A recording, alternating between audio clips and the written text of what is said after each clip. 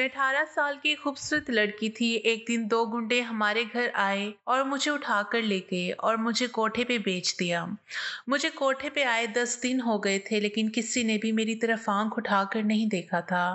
मेरी इज़्ज़त महफूज़ थी, मैं हैरान थी। एक दिन एक लड़का आया और कहने लगा कि मैं इस लड़की के साथ रात गुज़ारना चाहता हूँ और मुझे अपने साथ कमरे में ले गया। उसे देखते ही मेरी जान निकल गई, क्योंकि वो मेरा बाप बहुत लालची किस्म का शख्स था और मेरी अम्मी को बहुत मारता था और हर वक्त गलत लोगों के साथ उठता बैठता। मेरी अम्मी सिलाई करके हमारा पेट पालती थी और इसे करते करते वो अल्लाह को प्यारी हो गई। फिर एक रोज मेरा बाप घर आया और मुझे कहने लगा, सना बेटी तैयार हो जा, तुझे कोई लेने आने वाला है। जब मैंने पूछा तो मेरे बाप ने जो अल्फाज कहे, मेरे पैर तले से जमीन निकल गई और मेरा सर झुका हुआ था और आंखों से आंसू जारी थे। बाप के अल्फाज बाज एक गश्त बनकर मेरे दिमाग में गूंज रहे थे। बेटी, मैं सच कह रहा हूँ, मैं तुम्हें जुए में हार गया हूँ। तुम्हें लोग लेने के लिए बाहर खड़े हैं, तुम इनके साथ चली जाओ। मुझे माफ कर दो। मैंने सर उठाया और बाप को खूनी नजरों से देखा। मैंने कहा, अबू, मैं सोच भी नहीं सकती कि तुम अपनी बेटी को जुए में हार दोगे। तुम बाप नहीं कसाई हो। मुझे तुमसे नफरत है अबू। मैं कभी तुम्हारी शक्ल नहीं देखूंगी। अबू हाथ बांधे मेरे सामने खड़े मुझसे माफी मांग रहा था। वो भी रो रहा था, लेकिन मुझे उसके रोने की कोई परवाह ना थी। उसने मेरे साथ अच्छा नहीं किया। अपनी सगी बेटी को जुए में हार बैठा था। उसे जुए ही खेलना था तो बेटी को दांव पर लगाने की क्या जरूरत थी। तभी दरवाजे पे जोर से दस्तक हुई। बाहर वही लोग खड़े थे जिन्होंने जुए में मुझे जीता था। एक कह रहा था, अशरफ जल्दी करो, हमारे पास वक्त नहीं है वरना हम अंदर घुस आएंगे। मैंने दरवाजे पे नजर डाली, जैसे वो दोनों अंदर आ गए हों। अब वो बस बार बार यही अल्फाज दोहराए जा रहा था, मुझे माफ कर दो बेटी, मुझे माफ कर दो बेटी, मैं तुम्हारा गुनहगार हूँ। मेरे अब्बू मुझे बाजू से पकड़कर बाहर ले गया। बाहर जो लड़के खड़े थे वो शक्ल व सूरत से बदमाश दिखाई देते थे। उन्होंने हवस भरी नजर से मुझे देखा और गाड़ी में बिठाकर चल पड़े। पीछे अब्बू रोते रोते दहलीज पे ढेर हो गया था।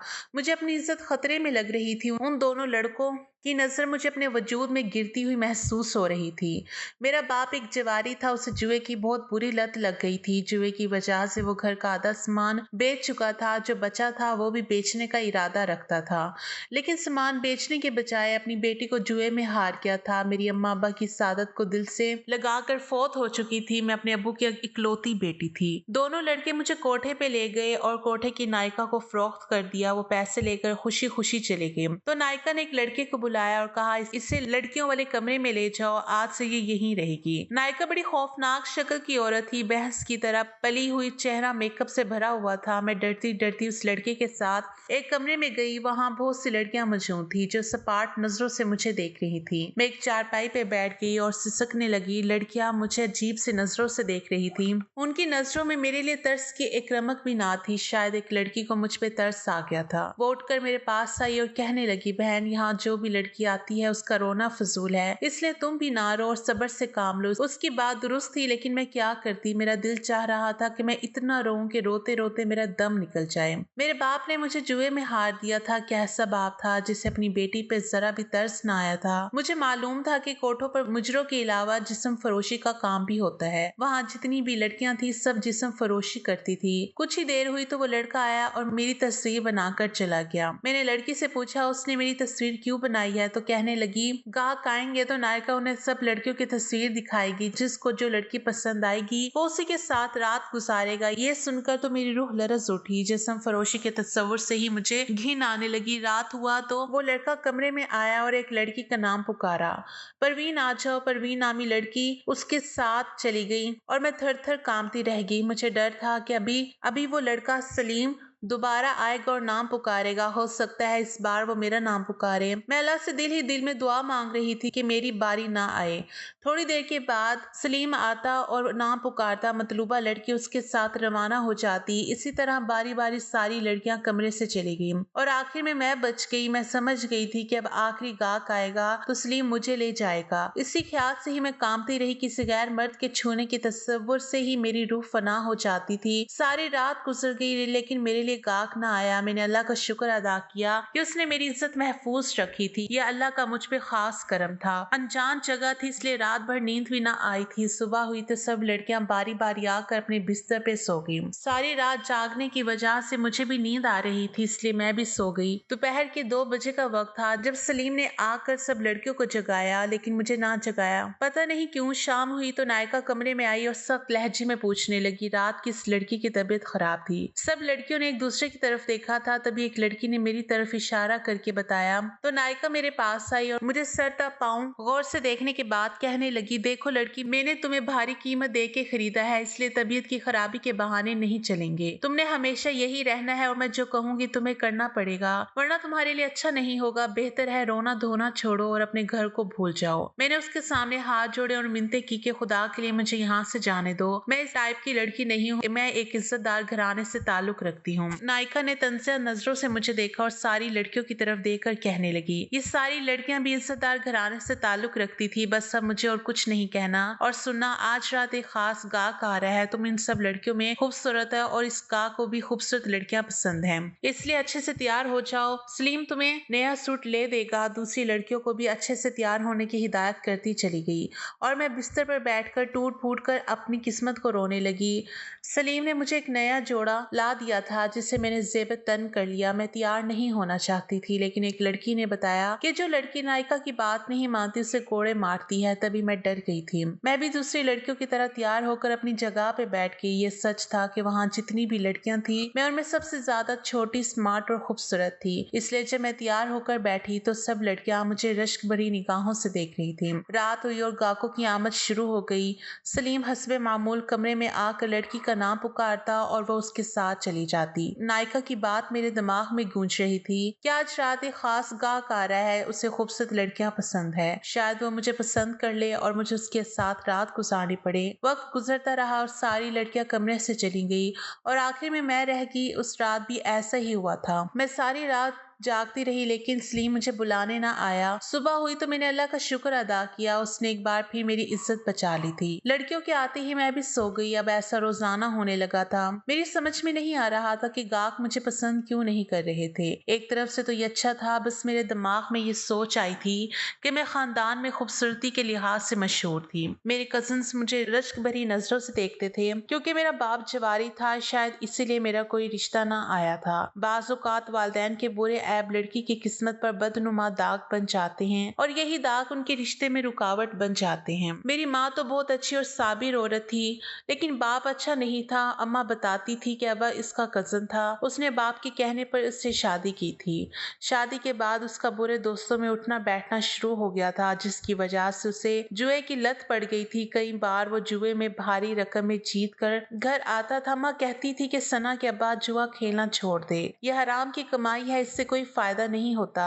अगर जिस समय हराम का एक लुकमा भी रह जाए तो इबादतें कबूल नहीं होती। तेरी इस बुरी आदत की वजह से सना का रिश्ता ना आएगा। अम्मा की बातें अब्बा पर असर नहीं करती थी, बल्कि वो अम्मा को डांट कर चुप करा देता। अगर ज्यादा तकरार होती तो अब्बा अम्मा को मारने से भी गुरेज ना करता। अब्बा कमाता नहीं था, तभी अम्मा ने घर बैठे सिलाई का काम शुरू किया। अम्मा तनख्वाह लेकर आती तो अब्बा कुछ पैसे जबरदस्ती छीन लिया करता। अब्बा की करतूतों की वजह से ही मेरा रिश्ता ना आया था और वक्त गुजरने के साथ साथ मेरी शादी की उम्र निकलती जा रही थी। फिर एक दिन अब्बा घर आया और रोते हुए कहने लगा, बेटी मैं तुम्हें जुए में हार चुका हूँ, मुझे माफ कर दो।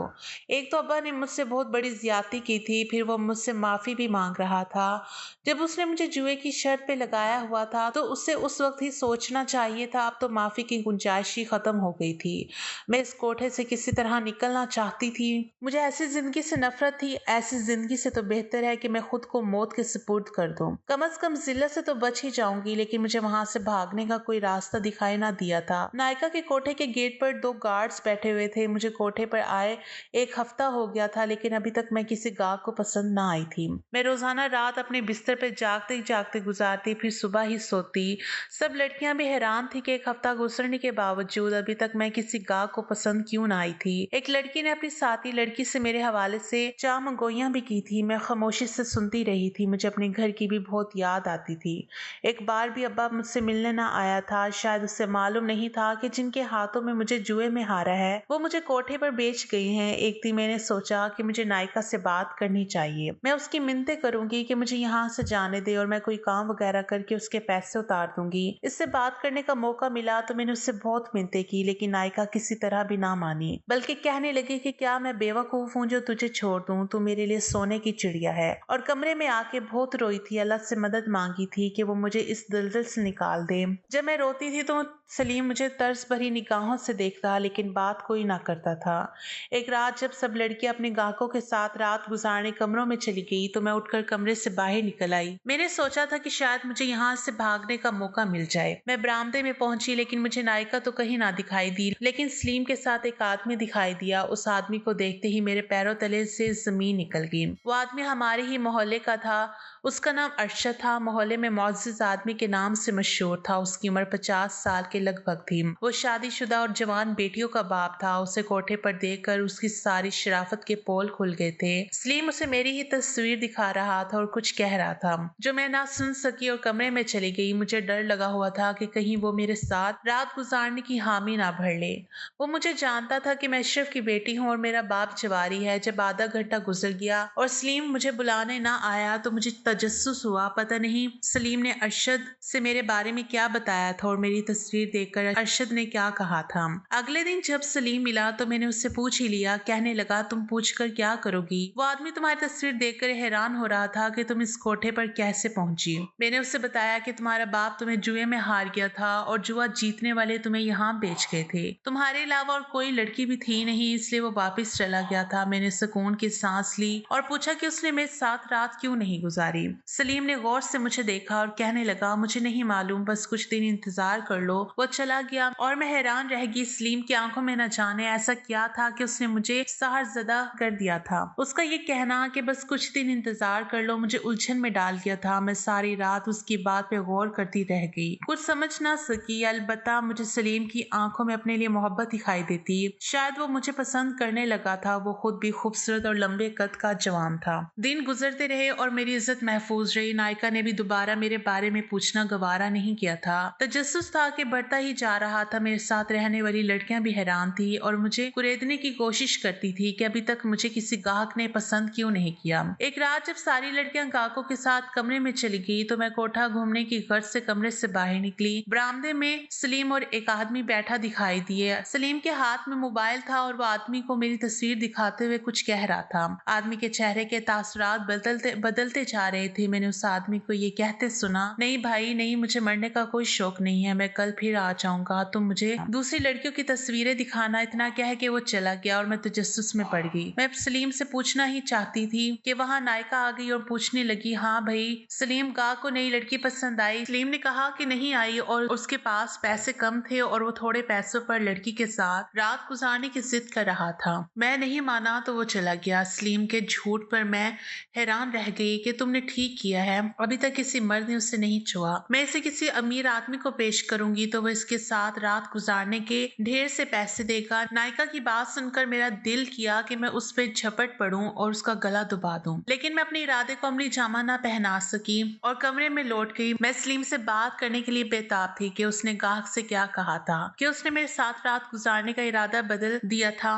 मैं चुपके से बरामदे में झांक लेती थी, लेकिन नायका सलीम के साथ बैठी होती। इसी तरह रात गुजर गई और मैं सलीम से बात ना कर सकी। मुझे सलीम का किरदार पूरे इसरार लगा था। मैं उससे बात करने के लिए मौके की तलाश कर रही थी। मुझे इस कमरे से किसी और कमरे में जाने की इजाजत ना थी, इसीलिए काफी दिनों से मैंने आसमान की शक्ल भी ना देखी। एक दिन नायका अपने कमरे में आराम कर रही थी कि मुझे सलीम बरामदे में अकेला बैठा नजर आया। मैं जल्दी से उसके पास पहुंच गई। मुझे देखते ही वो बौखला गया। अगले ही पल उसने मेरा बाजू पकड़ा और मुझे कमरे में ले गया। गुस्से से कहने लगा, तुम अपने कमरे से बाहर क्यों निकली हो? अगर नायका ने देख लिया तो तुम्हारी खैर नहीं होगी। जल्दी से अपने कमरे में जाओ, मैं उससे पूछना चाहती थी लेकिन उसने मेरी एक ना सुनी और मुझे कमरे में भेज दिया। मुझे बहुत गुस्सा आया लेकिन मैं ज़ब्त कर गई। मेरा ख्याल था कि मेरी इज्जत महफूज रहेगी और मैं किसी को पसंद ना आऊंगी, मगर ये मेरी खाम ख्याली साबित हुई। एक रात जब सब लड़कियां अपने अपने गाहकों के साथ चली गई तो मैं भी भागने के लिए ख्याल से कमरे से बाहर निकलने की खातिर उठी। दरवाजे पर पहुंची तो मुझे एक लड़के की आवाज सुनाई दी। वो मेरा नाम लेकर कह रहा था, हाँ मुझे यही लड़की चाहिए, मैं इसी के साथ रात गुजारना चाहूंगा। ये सुनते ही मेरी जान निकल गई और मैं समझ गई कि आज रात मेरी इज्जत तार तार हो जाएगी और मैं खुद को भी मुंह दिखाने के काबिल ना रहूंगी। मैं रोने लगी लेकिन मेरा रोना नायका का दिल मोम ना कर सका। सलीम मुझे ले जाने के लिए कमरे में आया और कहने लगा, परेशान ना होना, जो लड़का आ रहा है उसकी बात गौर से सुनना। आज जो मैं उससे कुछ पूछना चाहती थी लेकिन वो जल्दी से बाहर निकल गया। मैं उसके पीछे चल दी। वो मुझे कमरे के दरवाजे पे छोड़ के चला गया। मैं धड़कते और लरजते वजूद के साथ कमरे में दाखिल हुई। वो जो कोई भी था दरवाजे की तरफ पुश्त किए खड़ा था। मैं उसके पीछे जाकर खड़ी हो गई। वो जब मुड़ा तो उसे देखकर मेरी जान ही निकल गई। वो तो मेरा कजन अली था। मैं उसे देखकर हैरान रह गई। मेरे मुंह से बेसाख्ता निकला, अली मेरी खाला का बेटा था। वो मुस्कुराया और मुझे बिस्तर पर बिठाने के बाद खुद भी बैठा और कहने लगा, सना मेरी सलीम से बात हो गई है, नायका सो जाए फिर वो हमें इस कोठे से बाहर निकालेगा। मैं घूम घूम की कैफियत में मुब्तला होकर उसे देखती रह गई। मेरी समझ में कुछ नहीं आ रहा था। मैं पूछना चाहती थी मगर उसने होंठों पर उंगली रखकर मुझे खामोश रहने का इशारा किया और कहा कि हम पहले यहाँ से निकल जाएं, फिर तुम्हें पूरी बात बताऊंगा। कोठे से निकलने के तस्वुर से मेरी रूह सरशार हो गई। तकरीबन 1 घंटे के बाद सलीम कमरे में आया और हमें बाहर आने का कहा। हम उसके पीछे कमरे से बाहर निकल आए। सलीम ने बताया कि नायका सो गई है, एक गार्ड वॉशरूम में है और दूसरे को मैं बातों में लगाता हूँ। तुम सना को लेकर यहाँ से निकल जाओ। हमने ऐसे ही किया। गेट पर एक गार्ड मौजूद था और सलीम ने उसे बातों में लगाया और मैं अली के साथ निकल गई। वो सीधा मुझे अपने दोस्त के फ्लैट पे ले गया। मैं बेहद खुश थी। मुझे यूं लग रहा था जैसे मुझे नई आज़ादी मिली हो। मैं सारी बात जानने के लिए बेचैन थी। तभी अली ने तफसील बताना शुरू की। मैं किसी काम से तुम्हारे घर गया था। खालू जान की तबीयत बहुत खराब थी। मैं उन्हें अस्पताल ले गया। जब उनकी तबीयत संभली तो उन्होंने रोना शुरू किया। मेरे उकसाने पर उन्होंने बताया कि वो तुम्हें जुए में हार चुकी हैं और दोनों लड़कों ने तुम्हें कोठे पर बेच दिया है। मुझे अफसोस बहुत हुआ सना, मैं तुमसे बचपन से मोहब्बत करता था और तुम्हें अपनाना चाहता था, लेकिन अम्मा नहीं मान रही थी। अम्मा कहती थी कि सना का बाप जवारी है, लोग क्या कहेंगे। तुम किसी और लड़की को पसंद करो, लेकिन मैंने अम्मा से साफ साफ कह दिया था कि अगर मेरी शादी सना से नहीं हो सकती तो फिर किसी से नहीं होगी। बहरहाल खालों के बताने पर मैं फौरन कोठे पर पहुंचा। सलीम मेरा जाने वाला निकला था। वो वहां नौकरी करता है। मैंने उसको तुम्हारी तस्वीर दिखाई और उससे मदद की दरख्वास्त की तो उसने वादा कर लिया। अयाश परस्त लोग जब तुम्हारे पास रात गुजारने की खातिर कोठे पर जाते तो सलीम उन्हें कहता था कि तुम इस लड़की के साथ रात मत गुजारो, इस लड़की को एड्स है और ये जिंदगी के दिन गुजार रही है। अगर तुम्हें एड्स हो गई तो तुम भी मर जाओगे, इसलिए तुम्हारे साथ कोई भी रात गुजारने पे राजी ना होता। हम मौके की तलाश में थे। तुम्हें कोठे से निकालना बहुत मुश्किल था, लेकिन मैंने हिम्मत नहीं हारी। आज हमें मौका मिल गया था तो उसने मुझे फोन किया। सलीम ने नायका के चाय में नशे की दवा मिला दी थी। अब वो सुबह से पहले होश में नहीं आएगी। गार्ड्स का मसला था तो एक गार्ड इत्तेफाक से वॉशरूम गया हुआ था, दूसरे को सलीम ने बातों में लगा दिया। अब तुम्हारे भागने का इल्जाम सलीम पर नहीं आएगा। मैं तुम्हें सुबह घर ले जाऊंगा और हम दोनों साथ किसी शादी करेंगे। क्या तुम मुझसे शादी करना चाहोगी? अली की बातें सुनकर मेरे अंदर सुकून की लहर दौड़ गई थी। मैंने अल्लाह का शुक्र अदा किया था। सारी बात मेरी समझ में आ गई थी कि मेरी इज्जत अगर महफूज रही तो अली और सलीम की वजह से। इसका सिला तो मैं सलीम को नहीं दे सकती थी, लेकिन इसका अजर अल्लाह पाक उसे जरूर देगा। सुबह होते ही मैं अली के साथ खाला के घर पहुंच गई और अली ने सब कुछ अपनी माँ को बताया। मेरी खाला भी हमारी शादी करने पर राजी हो गई और उसी शाम हमारा सादगी से निकाह हो गया। हमारे निकाह में मेरे बाप ने भी शिरकत की थी। वो बहुत शर्मिंदा था और बार बार मुझसे माफिया मांग रहा था। आखिर मैंने अपने अब्बा को माफ कर दिया और अली के साथ जिंदगी गुजारने लगी।